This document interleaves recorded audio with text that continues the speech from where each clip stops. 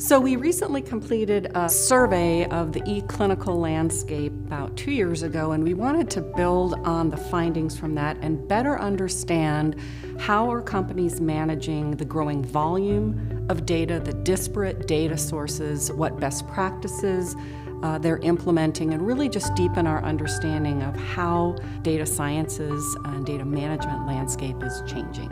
A couple highlights of what has really changed. Number one is cycle times for database lock seem to be increasing. As companies are dealing with more data, it's taking longer to lock the databases. So that's prompted some interesting questions about whether measuring time to database lock is actually the right metric in the landscape we have with more and disparate data sources. That was sort of an interesting finding for us. Another interesting finding was that while there are many pain points dealing with the data volume and so forth, companies who have implemented a formal data strategy seem to be faring better. They're finding less pain points, less labor intensive, they perceive more benefits, they've overcome some of the obstacles dealing with all of this data.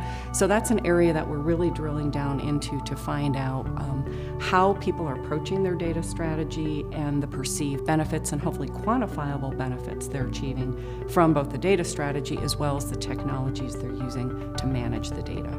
So it's really interesting taking this first snapshot of the interim results in terms of what are the pain points, what are people doing about this. So we're clearly seeing more data, more disparate data sources, more complex kind of data sources, and it's leading to longer cycle times and a lot of pain around manual and labor-intensive sources.